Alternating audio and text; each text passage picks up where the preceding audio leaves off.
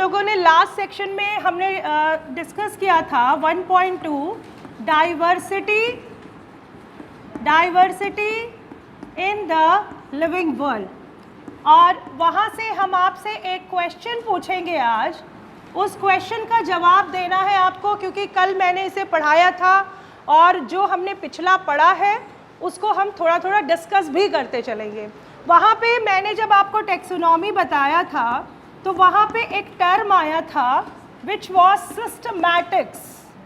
तो ये सिस्टमैटिक्स आपका नीट का क्वेश्चन है कि ये कौन सी लैंग्वेज है, ठीक है, और सिस्टीमा वर्ड का क्या मतलब है, कौन बताएगा?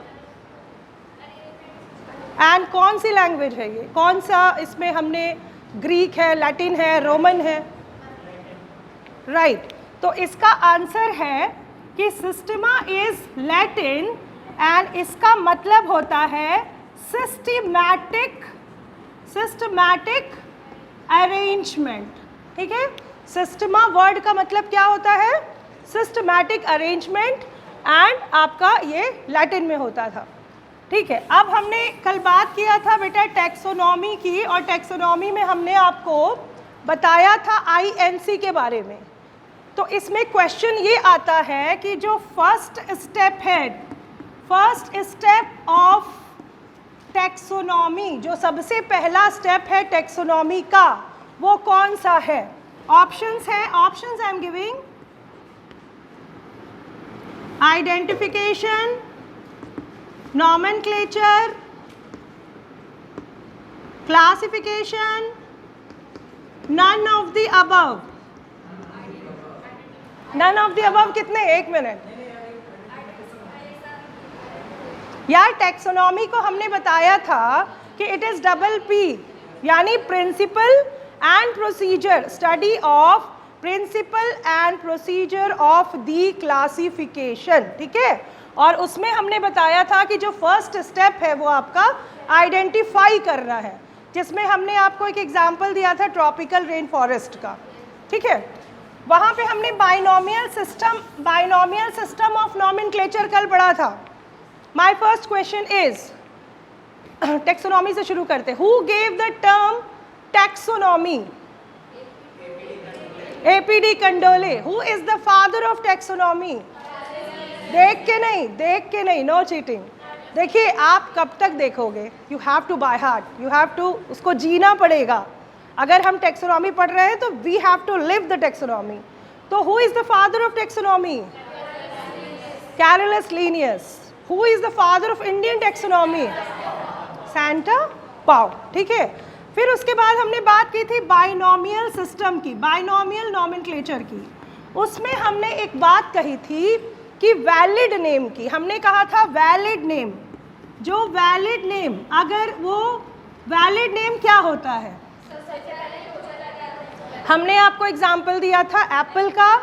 हमने बताया था कि जो भी टैक्सोनॉमी में जो सबसे पहले नाम आता है, जिस भी ऑथर ने उसे देखा है, वो वैलिड नेम हो जाता है। जैसे अगर एप्पल की बात कर रहे हैं तो दैट इज योर पायरस मेलस। उसके बाद जितनी स्पीशीज आएंगे जैसे मेलस सिल्वेस्ट्रिस एक्सेट्रा, वो सारे आपके सिनोनिम हो जाएंगे, that is not your valid name, ठीक है। अच्छा, वहाँ पे अच्छा एक मैं बात आपको मुझे बतानी थी कल, तो वो जिससे आपके नीट के लगभग 2-3 क्वेश्चंस उसमें से आते हैं। क्वेश्चन ये है कि भाई जो कैरोलस लीनियस साहब थे, ठीक है, उन्होंने आपको टैक्सोनॉमी को बताया, ठीक। वहाँ से आपका क्वेश्चन ये आता है कि जो 3 किताबें यहाँ पे हैं, इन 3 किताबों से क्वेश्चन आता है 1751, 1753, 1758। ऐसा लग रहा है हम लोग हिस्ट्री पढ़ रहे हैं, ठीक है। 1751, 1753 और 1758। तो इस 1758 में कैरोलस लीनियस साहब ने प्रिंसिपल्स बताया था उस किताब में, ठीक है, प्रिंसिपल्स ऑफ नॉमेनक्लेचर के बारे में बताया था। और उस किताब का नाम है, जो कि नीट में पूछा जाता है, फिलोसफिका,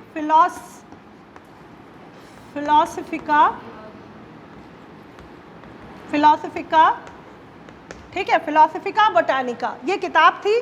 दूसरी इनकी एक किताब थी जिसका नाम था स्पीशीज स्पीशीज प्लांटेरम।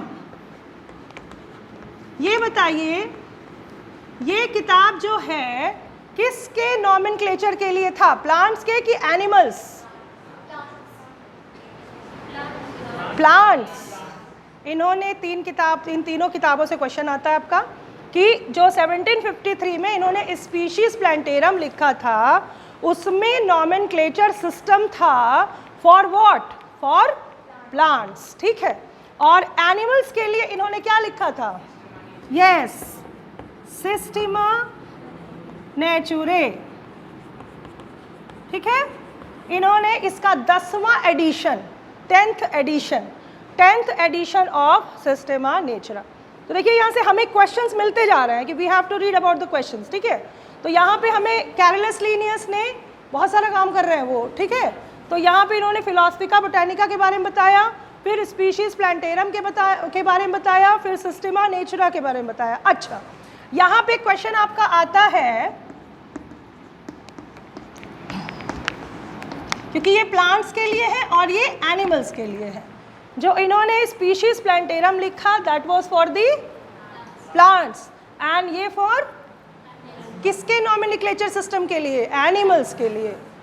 तो यहाँ से क्वेश्चन यहाँ पे बहुत ध्यान दीजिएगा आप लोग कि इससे पहले जितने भी नॉमेनक्लेचर हुए किसी भी प्लांट एनिमल का उसको नहीं माना जाएगा।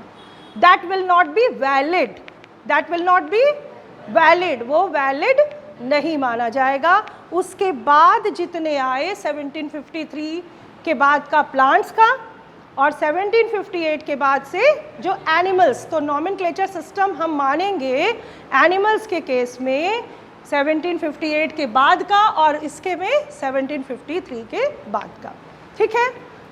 आगे बात करते हैं क्योंकि हम बाइनोमियल नॉमेनक्लेचर पढ़ चुके हैं, हमें ये सारी चीज़ें कल हमने टॉटोनिम हमने बताया था।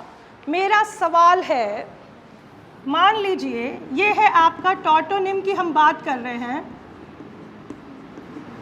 अगर हमने लिखा कि इसमें किसके अंदर टॉटोनिम है तो आपको वो बताना है, ठीक है, कौन सा इसमें से टॉटोनिम माना जाएगा, ठीक है।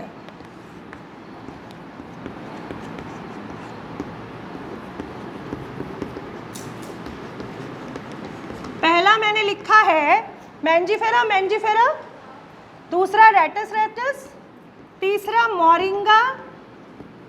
मोरिंगा यानी साइजन की हम बात करते हैं, मोरिंगा जो जीनस है वो साइजन है, या इनमें से कोई नहीं? रेटस। देखिए जो बच्चे नहीं आए हैं उनके लिए ये है कि जब भी हम एनिमल्स की नॉमेनक्लेचर में बाइनोमियल सिस्टम पढ़ते हैं उस समय हमें ये बात ध्यान देनी है कि जो प्लांट्स होते हैं उसमें कभी भी जीनस और स्पेसिफिक एपिथेट, वर्ड आपको एपिथेट यूज करना है, स्पेसिफिक एपिथेट रिपीट नहीं होता है। But in case of some animals there is repetition, जैसे नाजा कोबरा, हम रैटस की बात कर रहे हैं, मगर हम क्या है, what we are, homo sapiens belongs to Hominidae, ठीक है, हम उसमें बिलोंग करते हैं और हमारे में रिपीटेशन नहीं है, तो it's not necessary, it's not must, मगर जिसमें होगा तो हम उसे, तो इसमें जो टॉटोनिम को रूल को फॉलो कर रहा है वो रेटस है, ठीक है, क्लियर, ये चीज़ आपको ध्यान रखनी है। अब हम अगली बात करते हैं यहाँ पे, अब हम बात करेंगे ट्राइनोमियल नॉमेनक्लेचर की। बाइनोमियल में सारे नियम हमने पढ़ लिया था और अब हम बात करेंगे ट्राइनोमियल नॉमेनक्लेचर सिस्टम। इसमें देखिए, इसमें आपका जेनेरिक नेम होगा, ठीक है, फिर स्पेसिफिक एपिथेट क्यों कहते हैं, ये वर्ड एपिथेट क्यों यूज किया जाता है, why we use this word epithet, because it example, because, तो बताइए आपने मैंजीफेरा इंडिका बोल रहे हो ना, इंडिका मतलब क्या, इंडिया, नाइग्रा माने काला, एल्बा माने सफ़ेद, जैसे बोलते हो मॉरस एल्बा, मलबरी मॉरस एल्बा, ठीक है, तो एल्बा माने सफ़ेद, नाइग्रा माने काला, ठीक है। तो ऐसी स्थिति में आप जब स्पेसिफिक एपिथेट, या मैंने एक एग्जांपल आपको दिया था अलेक्जेंडर द ग्रेट, तो जो द ग्रेट शब्द है महान, वो क्या है, वो उसको डिस्क्राइब कर रहा है, ठीक है।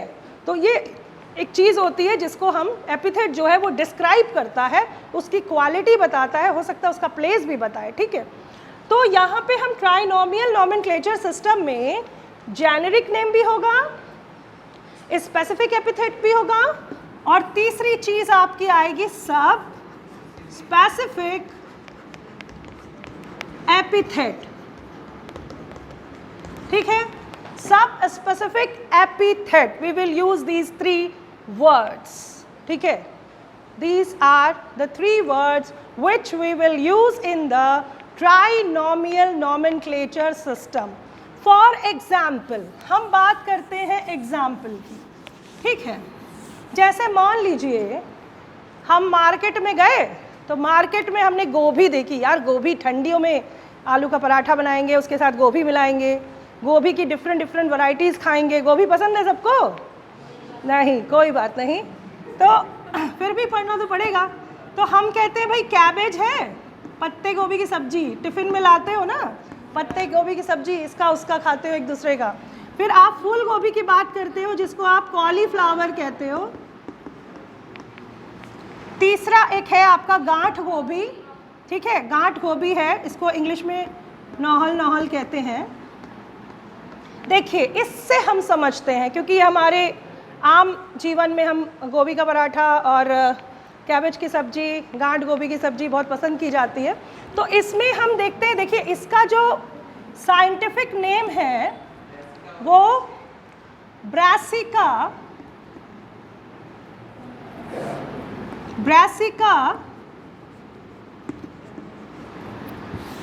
ओलरेसिया। यहाँ पे एक वर्ड यूज करते हैं वैरायटी, आपने ध्यान दिया होगा, जब आपने कभी पढ़ा होगा तो आपने देखा होगा कि VAR वर्ड यूज करते हैं, दिस इज फॉर वैरायटी। फिर आप कहते हो brassica ओलरेसिया were कैपिटेटा, कैपिटेटा is for cabbage, कैपिटेटा is for cabbage. दूसरा हम कहते हैं ब्रासिका ओलरेसिया वर बॉट्राइटिस, यानी आपका फूल गोभी। तीसरा हम कहते हैं ब्रासिका ओलरेसिया वर कॉलरापा, ठीक है। अब सबको अंडरलाइन करेंगे हम, ठीक है, अलग अलग। कल ये नियम हम पढ़ चुके हैं। तो हम यहाँ बात कर रहे हैं प्लांट की, याद रखिए ये प्लांट है, एनिमल नहीं, प्लांट की हम बात कर रहे हैं। तो ब्रासिका ओलरेसिया वर कैपिटेटा, जब हम प्लांट्स की बात करते हैं तो हम वैरायटी की बात करते हैं, जनरली ऐसा होता है, मगर ऐसा नहीं है कि ये सर्वविदित है कि हम उसमें एनिमल्स में नहीं यूज़ करते हैं। तो ब्रासिका ओलरेसिया वर कैपिटेटा, तो ये आपका क्या हो गया, जेनेरिक नेम हो गया। ये क्या है, स्पेसिफिक एपिथेट। ये क्या है, सब स्पेसिफिक एपिथेट, जिसमें आप उसकी वैरायटी को डिस्क्राइब करते हैं। यहीं से आपके क्वेश्चंस बनते हैं, ठीक है। ब्रासिका ओलरेसिया वर बॉट्राइटिस, ये आपका क्या हो गया, ये आपका कैबेज हो गया, ये फूल गोभी हो गई, तो ये एक वैरायटी हो गई उसकी, ठीक है। उसी तरह से ब्रासिका ओलरेसिया वैरायटी कॉलरापा, ठीक है, नॉल जिसको गांठ गोभी कहते हैं। तो इस तरह से हमने ये देखा कि भाई बाइनोमियल में हम जनरली 2 नाम यूज़ करते हैं, एक जेनेरिक नेम और स्पेसिफिक एपिथेट। और अगर हम इसकी बात करते हैं for the trinomial system, we talk about generic name, specific epithet and sub specific epithet की बात करते हैं, ठीक है। अब हम बात करते हैं, पिछले बाइनोमियल नॉमेनक्लेचर से क्वेश्चन मेरे दिमाग में आया है। अच्छा बताइए, अगर हम लिखते हैं जैसे पूछेंगे वही बताएगा, मैंजीफेरा इंडिका LINN, ये क्या है, क्या है, ऑथर साइटेशन। मैंने कल आपको बताया था कि दिस इज ऑथर साइटेशन, यानी जिस ऑथर ने इसको ढूंढा, ठीक है। तो उसके आगे ये आपके नीट का क्वेश्चन है, ठीक है। मैंजिफेरा इंडिका लिन, ये आपका जे कि हम किसको ये कहेंगे कि ऑथर साइटेशन की बात करेंगे। क्लियर है सबको? अच्छा, अब आज हम लोग एक टॉपिक पे आएंगे क्योंकि वो बहुत ज़्यादा इम्पॉर्टेंट है, and that is your taxonomical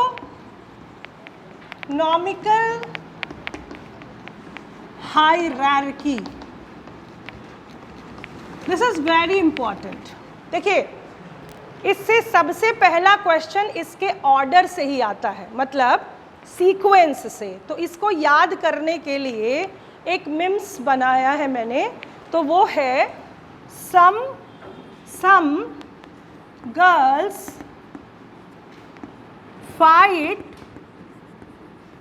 others, लिख लीजिए इसको, कैट पुशी।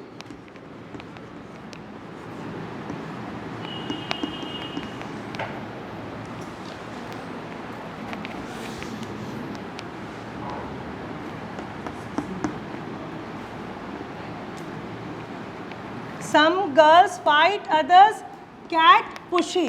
ठीक है, इसका मतलब ये, हम टेक्सोनॉमिकल हायरार्की की बात कर रहे हैं और हमने आपको एक मिम्स बताया है, यानी कुछ लड़कियां एक बिल्ली के लिए, जिसका नाम क्या था, पुशी, उसके लिए क्या कर रही थी, लड़ रही थी। ठीक है, बस इससे याद रखिए, कुछ लड़कियां एक बिल्ली जिसका नाम था पुशी उसके लिए लड़ रही थी।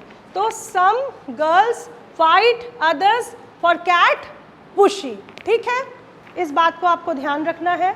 और यहाँ अब हम यहाँ से बहुत सारे क्वेश्चंस आपके बनते हैं।